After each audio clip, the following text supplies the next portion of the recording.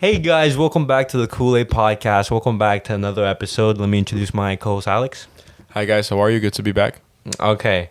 We also have a special guest today. Alvaro, introduce yourself. What's up, guys? All right. Perfect. So on today's episode, we're going to be talking about Barcelona's game last weekend. Big 4-0 win. What do you think of the game? Well, I think it's just a testament of how much we've improved under Xavi. Sure, Valladolid is not the greatest team in La Liga, but just seeing how the team was playing and how they were connecting the passes and just seeing the chemistry, especially in the midfield, in the transition from midfield to attack, to mainly Lewandowski. I saw a lot of link-up play between Gavi, Pedri, and Lewa. It was just incredible to watch, and the wingers were just crossing balls non-stop, especially Rafinha, who I thought had an amazing game. And I did see some individuals' performances that I liked, especially Balde. I think he's been phenomenal for us. The few games he's played over Jordi Alba, I believe it's 2 now. Yeah. He's been absolutely great. His dribbling, his pace, it's wonderful. No, and then when you take into account his preseason, like he started like a couple preseason games, and this is like a big statement from Xavi, that now Balde is his starting left back. And honestly, I kind of like the idea of playing 3-4-3 now because You do? they're playing Balde. I prefer the 4-3-3 that I used to play the traditional way, but with Balde at left mid because he's not the typical left back that we're used to seeing. So maybe that's like the short-term solution until now. Maybe we get another left back at the window or another right back. So we'll see how it goes. Yeah, okay, but looking at the lineup, I think Xavi started with the perfect lineup. I think he's found his strongest now. Yeah. Well, I'd still think this is like a fantastic issue to have. But Eric Garcia, he had like a fantastic performance. If you saw the game, his passing ability, his defending, it was like a fantastic game. He seems like a La Masia center back. He's just great on the ball, very composed. No, I think there's not a center back in the world right now that has his passing range. Like if you see his passing, like very few center backs have that level of passing. And so what are you going to do? Are you going to take him out? Because I personally think that right now, on form, I think he's our best center back. Araujo, this is not like anything bad on Araujo. I think he's still fantastic. Just in current moment, I still think Eric Garcia is our best center back. Well, when I guess you mean it from a well-rounded type of sense. Exactly.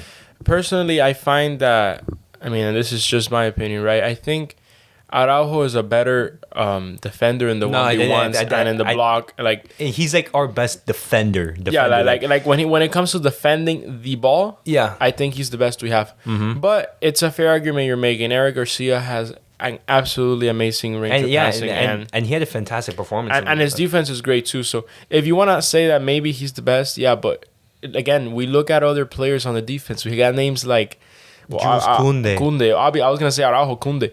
It's it's a lot of important players and they have a lot of quality. And even from the right back perspective, we saw Koundé making some advanced deep runs, how we typically play in the system, and crossing the ball, which is something that from what I've seen him play before is not something he's accustomed to, but he did relatively well.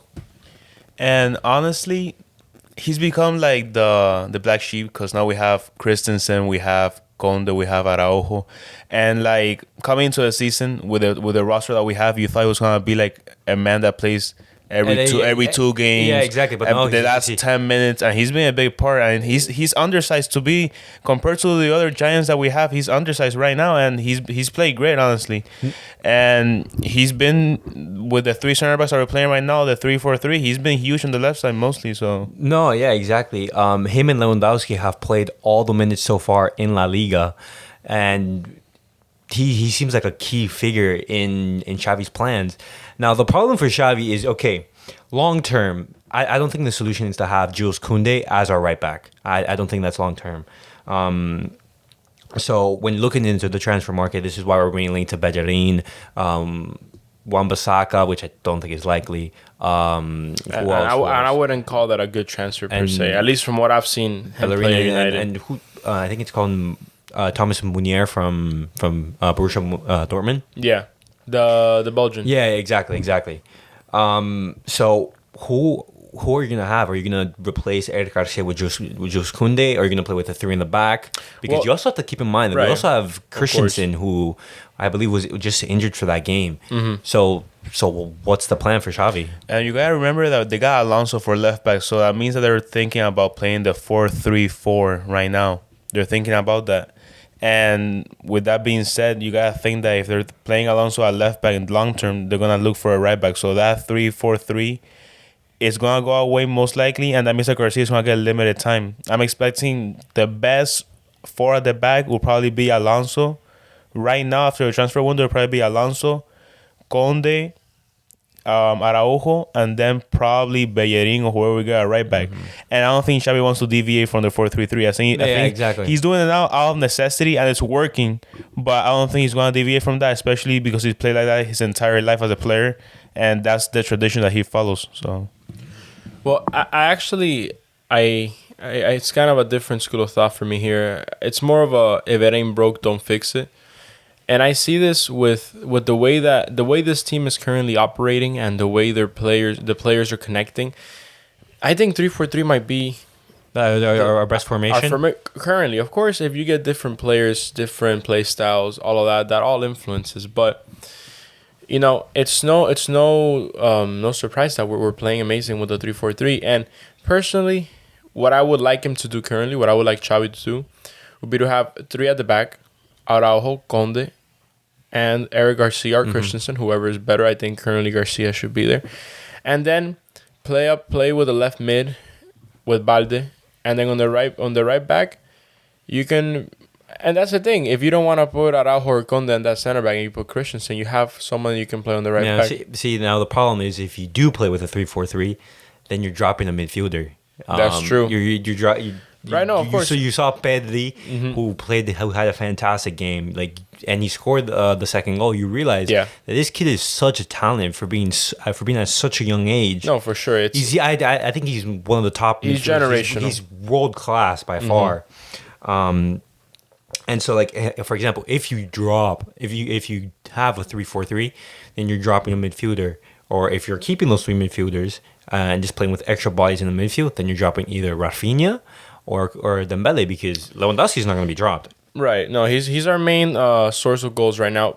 However, I like to say this: if we are to keep the three men in the midfield, if we are to keep that, my thought would be Pedri, Gavi, Busquets, and hey, if the game is one that we're not struggling, if we're winning the game well, or we have good control at halftime, sub out Busquets. Put in De Jong. I want to see, or Chiesa, I want to see those three, De Jong, Gavi, and Pedri. I want to see them connect. I want to see their chemistry, because a lot of times they'll bench Gavi for De Jong or something like that. So I want to see how they work together. And it's just interesting. I think for now the 3-4-3 is fine, but if we do go back to 4-3-3, it will be interesting to see how the back and the midfield will set up. Yeah. And honestly, I've noticed that Xavi is playing De Jong when he subs out Gavi. Exactly. And De Jong is not the starter. He's very defensive. De Jong has even played center back at points. So what I'm thinking is that even though I know Xavi and Busquets are buddies because from the old days and stuff, he needs to be the coach and realize that Busquets, even though he's still nasty, his days are almost over. Yeah. I feel like he needs to try. He needs to start trying Pedri, Gavi, and De Jong more in games that matter, instead of subbing out Gavi for De Jong. Because if you do that, you might as well put in Chiesa for Gavi. And that's not how. I mean, I don't really see that as beneficial right now. So no, yeah. The problem with that is that it was. I think it was in the Real Sociedad game against. No, yeah, it was in the Real Sociedad game away from home when Busquets wasn't there. You saw like the lack of control in that midfield. You saw how Barcelona struggled to create anything. You saw the disorder. You saw how Barcelona had no control. So even as much as I would like to see Frankie de Jong or Kessie in that pivot role, Busquets is still the only player in this Barcelona team who can control that single pivot role. And that's why I think that they gotta play De Jong more there. If they believe that he is their CDM of the future, and they got offered good money from Man U, and they still turn it down to keep Frankie. Yeah. So that means that they believe in him to be part of that midfield as a starter, and that's why I believe that they gotta play him more at CDM, because he's not gonna play over Gavi and Pedri. And if you follow the Barca midfield, it's gonna be CDM, center mid. Yeah. Pedri and Gavi are there to stay. They signed contract extensions, so you gotta start playing De Jong at CDM unless you want to change the formation. And yeah, I agree with you. Busquets, you see the change of game style. Yeah. And of ball possession when Busquets is on versus De Jong, but you have to realize that you have to play him more. No, exactly. Get him used to it. I believe this is going to be Busquets' last season at the club. He's gone. So we need to properly find a replacement for him. Because if we don't, we're in big trouble, because Busquets is such a vital part to this team. You see why he still starts under Xavi when you see other veterans like such as Piqué and Jordi Alba. They haven't even played a single minute so far this season. Jordi Alba started the first game and he played atrociously, and you saw how he played that first game. He was awful. Dropped to the bench, and now now Xavi has said, "Hey, you're not playing any more minutes," and he's being linked to Inter Milan as a loan move. And looking at over Jordi Alba's perspective, I think this is like a first in his career, because he's been a starter for this club for the past 7-8 years, and right now he's looking at having 0 minutes on the team. Yeah, and that's a sad thing, but it's a good thing, because we're seeing a player who, yes, he's been great for many years, and he's been but his time was up like long ago. Right. Like I see his performances in Anfield where you're losing 2-0 at halftime and you're already crying, and it just like Roma, and all the debacles into Lisbon, the 8-2. Last season, Jordi Alba's level has declined tremendously over the past few years. Yeah, and it's sad because it is an aging player, and it's someone that I've liked for a while too. Exactly. But his time is up, in my opinion, as well. And we need to strengthen that left side, because oftentimes we see when good teams play us, they abuse the right side of the field. They take advantage of that, and we suffer. We suffer. Like coaches come out publicly and say, "Hey, before the game started, we told our players that we're going to target that left-hand side where Jordi Alba plays." Like, how are you going to have managers like come out and say that? Like, no. Yeah, and it's obvious because offensively he's always been good with crosses and whatnot, but defensively he's always been a liability, even in his prime. Then much less, but now that he's older, it's getting hard for him to track back, and when he does, it's not the same. We lose the ball a lot, and we suffer a lot from him playing there. So honestly, I think it would be a good move for him and a good move for us. I would like to see him be sold instead, not loan him. But if it is a loan, it is freeing up space, and for him to have more playtime would also be he's nice. also like a big earner in Barcelona. So imagine this, having this transfer go through in the transfer deadline day. And Barcelona goes full out for Bernardo Silva. Bernardo Silva said, "Hey, I'm staying in Manchester, but if Barcelona has Serginho Dest, who's going to AC Milan, you have Jordi Alba, a massive earner, leaving on loan. You have Braithwaite, who you're going to terminate his contract." You're freeing up a lot of salary mass to be able to say, "Hey, okay, we have enough space to register Bernardo Silva. So Bernardo Silva, come to the Camp Nou." Yeah, and it's unfortunate that it doesn't seem like that'll be the case, but it's one of the issues we have in the club right now. It would be crazy if it happens on the final deadline day. And talking about like potential signings, because now Aubameyang is he's pretty gone to Chelsea. Like, exactly. And Depay, is he gonna stay? Is he gonna leave? And if that's the case, that's a good question. If both of them leave, who's our backup striker? Well, I mean, in that backup striker position, I think the ideal situation is either Aubameyang or Memphis Depay leave. it's not ideal to have both of them leave, but we also have options. We have Ansu Fati can play. Ferran can play a pretty decent striker. Ferran or Ansu Fati can play in that backup striker role. And you saw Lewandowski; he's an absolute machine. We haven't even touched on Lewandowski during his game against Valladolid, where he dropped 2 goals and one was a back heel. Lewandowski is so clinical, and what stood out to me the most, He's making it look easy. Yeah, he's making it look easy, is his overall game. Because when you think of Lewandowski, you think like, hey, this guy's a poacher. This guy's a striker. You may think that his overall game isn't that good. His build up, his link up play, his passing. But no, you saw in that game that he's an overall striker. He's a world class striker, and when you bring that into Barcelona. And you saw last season that Barcelona had a whole bunch of chances. Just they weren't able to finish them off in like a ton of games. Just bringing in Lewandowski, and you see the difference in the scoreline. And honestly, talking about that last game against Valladolid, that he almost had a hat trick. By the way, that last goal by Sergi, that was his goal. But we gotta talk about the wingers, because when we started the season, I didn't like the idea of Dembélé and Rafinha playing at the same time, because they gave me the vibe of being the same type of player, of like the flashy player that couldn't finish or like make the passes. This game, Rafinha got an assist and Dembélé got 2. So again, I will honestly prefer to see one of them linked up with Fati once Fati is fully back to playing full minutes. But it worked out for them. And where else I put Ferran? Because Xavi said that Ferran's a key part of his project, but you have those 2 starting, then maybe Fati's going to start getting over 60 minutes soon. What are you going to do? Well, I think so far the starting lineup that Xavi's going to go for in the big games is Rafinha, Lewandowski, and Dembele. He's going to be doing that, and as a rotation, he's going to bring in either Ansu Fati or Ferran Torres.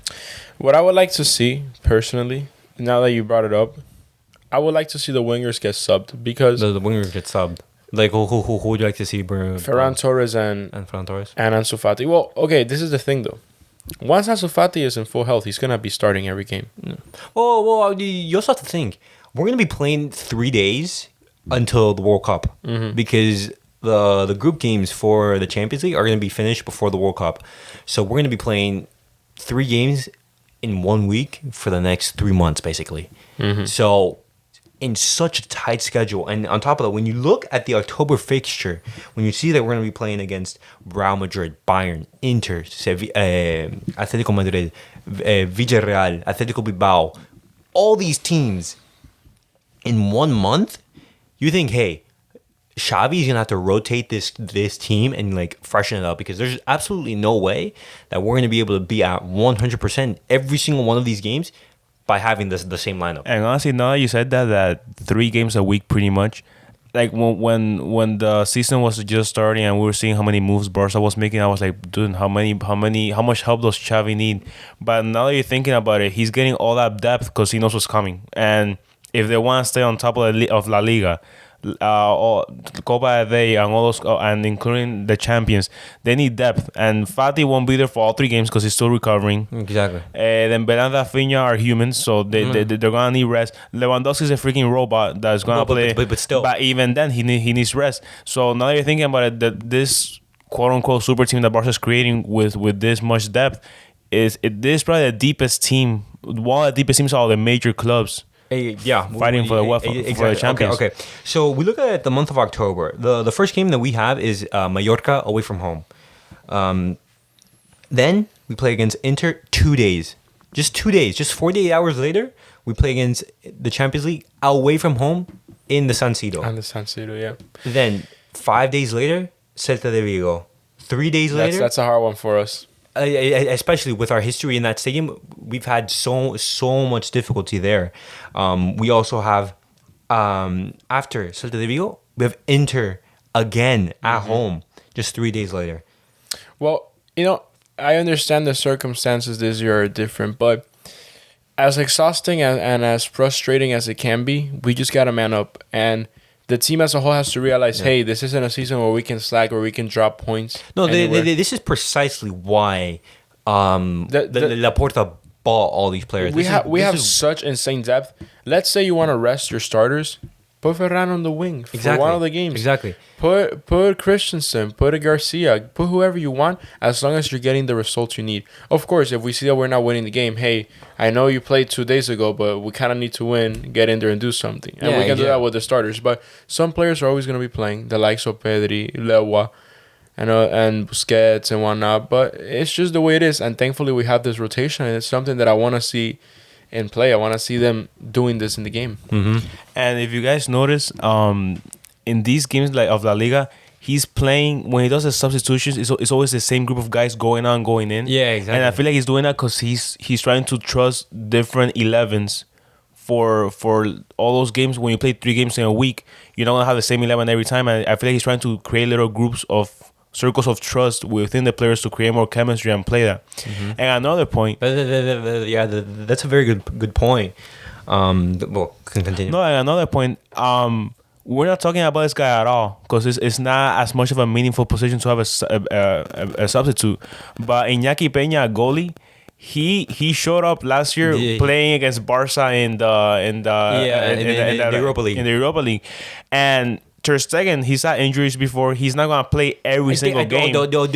Something that's fantastic is that long break in the summer where there were no games whatsoever, and Ter Stegen was able to have that break, that mental reset. And you mentioned his injury problems, where he had that month, that extra long period to recover. He's at his best. He's right now. You saw the game against Valladolid in Real Sociedad. This guy is at his absolute maximum. And honestly, I wouldn't mind starting him at some La Liga game because I know the Champions is a big deal for Barca and for any other team. So you're gonna trust your number one Ter Stegen, and yeah, he looks back more than he was last year. Last year he was making a lot of mistakes. Him and Oblak were at the bottom of the league in save percentages. Yeah, but honestly, Peña is a significant improvement over Neto for the backup goalie. I honestly think that. So I would love to see him get some playtime, even if it's just like some like meaningless, like for example against Mallorca that you said in October. That game, Mallorca's not a good offensive team, so that would be a good time to see him play and give him playtime because again he could be a starter in many other teams. So yeah. But this team this team has their work cut out for them, and tomorrow the transfer deadline thing is going to be absolutely crazy. Just because in the last couple of hours the transfer rumors have been going wild. It's going to be really insane just to see what happens. What are the predictions? Ooh, it would be crazy to see Jordi Alba leave the club. Because a couple of days ago, you were thinking that this guy was going to be the starter for this season. But listen, the fact that it was so sudden makes me think he's going to leave soon. Because it's like you're trying to drop all this dead weight right before the summer window ends. It's for a reason. You know, you want to let go of these old players.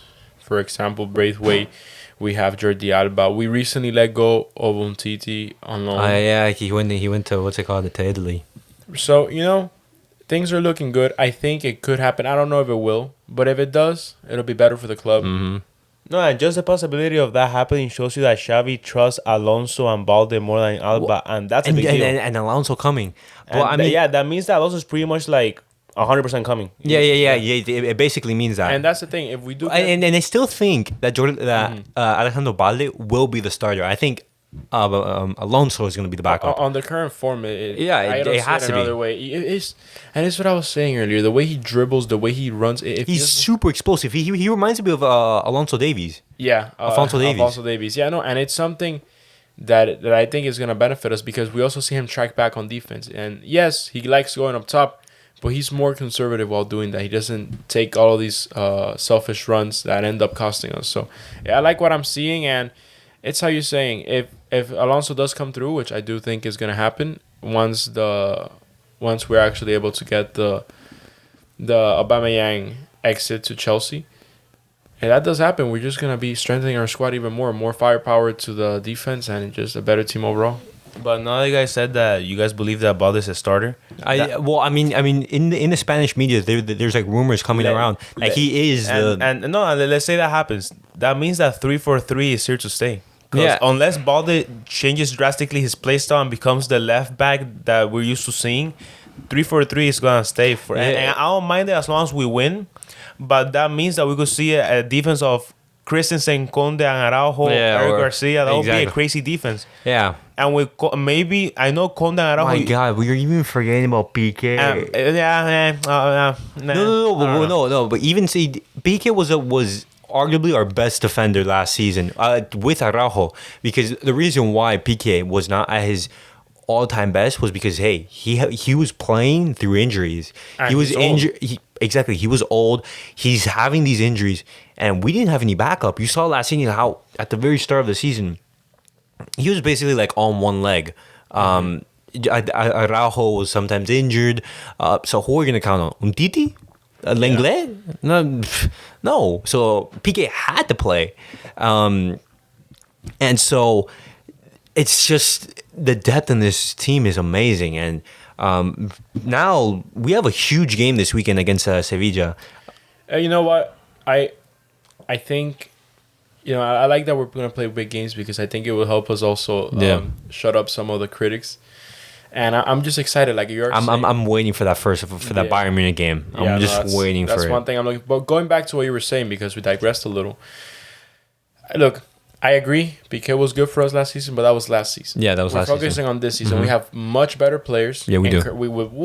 They have better form and they're healthier and they're younger, and we got to play them. Yeah. PK has been a legend for the club. He's been a great player, and it's just his time to go as well. I think maybe this will be his last season at the club, and likewise with Sergio Roberto and other players that we have around that just aren't cutting it right now. Mm-hmm.